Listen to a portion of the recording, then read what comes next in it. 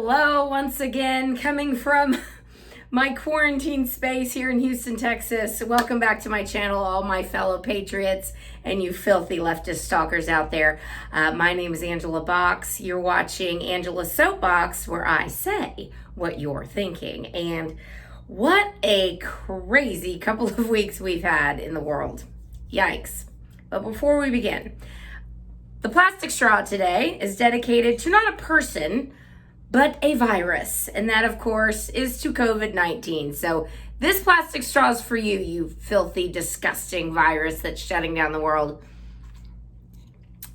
Now, admittedly, last week I was of the opinion that this was insane and the hype was overblown and crazy. And there's part of me that still thinks that the hype is overblown and crazy and we don't need to be shutting down everything. However, because we're dealing with the Chinese government that lies ad nauseum on a daily basis, more and more people are like, maybe we shouldn't believe all the numbers coming out of China. And we're now looking at the Italy mark or the Italy numbers to see that what's really going on is quite serious. And you know, my mom and stepdad are holed up in their house, and my sister and I are like, sorry, we can't come see you because you're in the compromised population. And it's very strange to have everything canceled. I mean, here in Houston, St. Patrick's Day is a big deal, and I'm sure it is where you are too.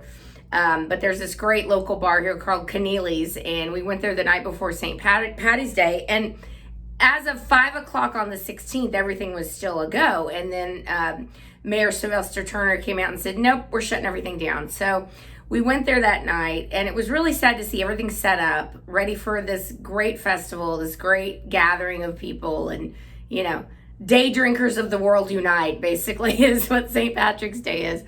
And we were planning on going and had our everything ready to go, and nope. And it really breaks my heart to know that there's so many people in the service industry, busboys and dishwashers and servers and bartenders and hostesses and managers and all the people that, you know, make restaurants run, the people who drive the trucks, the produce, you know, all this trickle down that's happening with so many industries. It's really heartbreaking to see.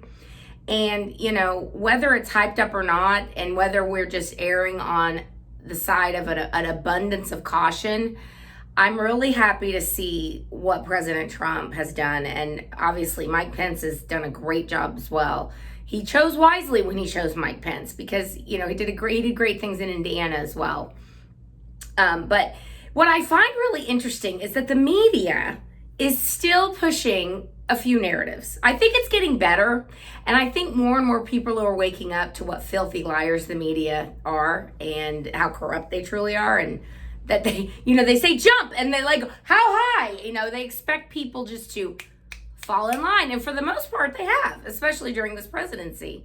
And I think it's really interesting. People are now starting to see just how totally disgusting the mainstream media is. Now their whole thing is, you know, Trump called it the Chinese virus the other day, and it's like, well, but that's where it came from, right? Yes, these are facts. And, you know, the media like to, when Trump makes a slight exaggeration or something, like, facts matter, Mr. President. Well, this is a fact. It started in China, and they lied to us about it. And a lot of us think that it was a biological warfare. I'm still not ruling that out. I think that's entirely possible that China either unleashed shit in Hong Kong to trying to shut down the protests, and then it got out of hand, or they may have wanted to unleash it on us. I don't know, because of the trade wars.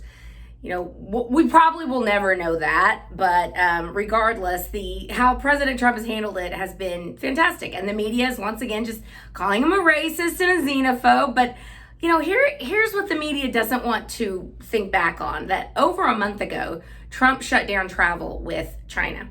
He shut down travel with Iran, and then he shut it down with Europe. And, you know, the same people that are screaming that Trump is a racist, Trump's a xenophobe, we're stigmatizing people from China. It's like, no, we're not.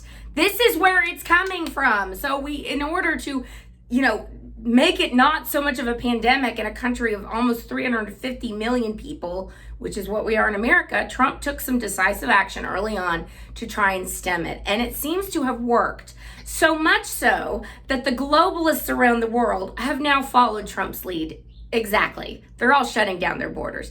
And this is a really fascinating thing to watch, I think, because not only are Americans, I think, seeing how corrupt the media is and how they lie just on a daily basis, but Americans are also seeing that the things the media have spoon-fed to us, especially the leftists, have spoon-fed to us over the past, 15 years or so, certainly since the beginning of the Obama era, 2008, 2009, 2010, that, globalism is the way of the future. We need to have open borders. We need to have illegal immigration is fine. It doesn't, you wanting to know who's coming in our country, you're a racist, and you wanting to know what disease they're bringing with them, you're a racist.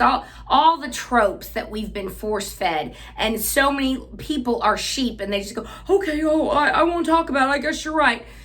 And then there's some of us for 25 years are saying this illegal immigration thing is going to bite us in the ass. And we don't know to what extent the COVID-19 has been exacerbated by illegal immigration, but my God, if there's ever a time to build a wall, it's now. And I think that more and more people are seeing that the things Trump has been talking about from the beginning, how we depend far too much on China for our economy. How, we get all of our crap from China now, including so many of our medicines, which they're now threatening to withhold from us. not a good move, China, if you do that. But, talking about China, talking about open borders, talking about America first, talking about nationalism, all these things that Trump has always been saying, getting rid of the Fed, going back to the gold standard, the central banks, how they manipulate things. Trump has been talking about these things for 25 years, and that's certainly what he ran on.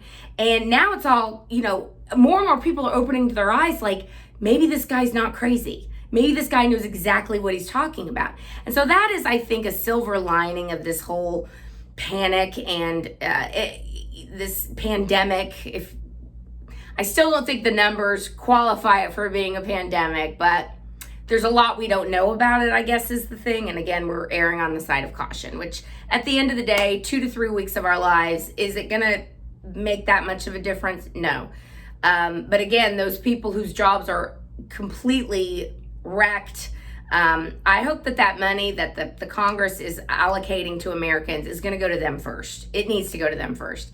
And I think it's hilarious also how the Democrats are like, Mr. President, we need to make sure that this isn't going to CEOs. And he's like, who the hell says it's going to CEOs? He's like, no, it's going to the workers. It's going to people who have either been displaced from their jobs, can't go to work. This is an all hands on deck kind of thing. And I think that the public-private partnership that Trump has established is really a great blueprint for everyone going forward. Again, opening eyes to see that there are certain things government can do and there are certain things the private sector can do. And when you have to combine forces during a time like this, it's really the best case scenario that you cull from the government and you cull from the private sector. And, only the government can, have these broad edicts. But even what I like what Trump is saying is that, listen to your governors, listen to your mayors, the local people on the ground. He's not trying to be this all-knowing dictator. And it's so funny that now the left wants him to do that when they've been calling him a dictator for 4 years. He's not doing central planning stuff like everybody must shut down. We are going to martial law. And, there's rumors going crazy right now. And I know I've heard the rumor that Houston's going to be shut down on Friday.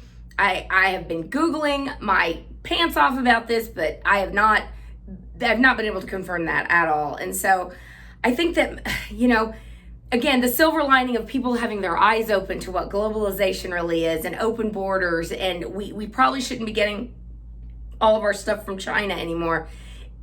And let's get back to America first. And the spirit that I feel like most Americans have right now is let's help each other. Let's make sure this doesn't get worse. Let's follow the directives. Let's be better safe than sorry.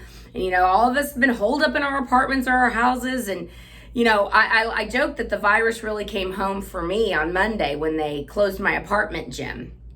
I was not happy about that. So I've been, whipping out on YouTube all my old Taibo, Billy Blake's Taibo, which if you've never tried a Taibo class, you should. It's a great workout. And just, all the kinds of things that until it hits home for you, you're like, oh, it's not so bad. It's like, oh, wait a minute, you closed my gym? Oh, that's not good. That's not good at all. But again, we have to be better safe than sorry. And what I'm hoping is that this crisis passes quickly. I think we will get back on track very, very quickly. And even leftist governors and legislators have been praising President Trump. So again, silver lining. I think more and more eyes are opened to just what his plan is and what he's always wanted for America, which is to be great again, stronger than ever. He believes in the American people. He believes in the resiliency of our people and our innovators and our businesses and our industries. And even filthy leftists like Andrew Cuomo, Gavin Newsom, and shockingly, the human sleeper cell known as Ilhan Omar have praised him very recently. And it's like, I wonder what kind of phone calls these filthy leftists are getting from people to make them kind of step to and change their tune. Because again, Americans' eyes are opened. So let's embrace this momentary feeling of unity we all have, that we are all in this together and we're going to get through this, and our economy is strong and we're going to bounce back and everything's going to be just fine, boys and girls. Everyone calm down. Everyone calm down. Take your precautions, but calm down and stop hoarding toilet paper because you're a weirdo. It's not a stomach virus, freaks. Anyway, before I leave, I want to address my wound on my hand, which you may have been like, whoa. This is girl stuff. I did a chemical peel on my chest, which you can still see. It's not totally healed. And on my hands. And on this hand, I got this huge blister. I should probably say, if you don't want to hear this part, you should cut it off now and make sure to subscribe to the channel and share this video and see my article this week about A Tale of Two Pandemics, which I will link down below. Anyway, I got this weird, massive water blister. And, I'm smart enough to know, try not to pop it, but it popped. And it got very infected. It was gnarly. So my doctor gave me some zinc and some bacterium, but in the interim, I had ordered this off Amazon called Burn Doctor. And I hope you can see that. This video is not sponsored. They don't know I exist. It's fine. This stuff, this ointment is magic. It has greatly accelerated my healing time on both my chest and my hands. This is the first day I've actually been able to just kind of have it uncovered. I mean, you should have seen it. It looked like I had leprosy. Like, I'm not even joking. It was disgusting. And my chest was just a wreck. I was like, I'm going to be scarred for life. Like, this was a bad idea. But thanks to this little product, I think I'm going to be just fine. And also the stuff my doctor gave me. But if you don't have a doctor available to you, this is a great product for burns and for wounds. It regenerates the skin quickly. It heals the skin really quickly. And I'm very happy so far that I don't have a scar yet. So fingers crossed.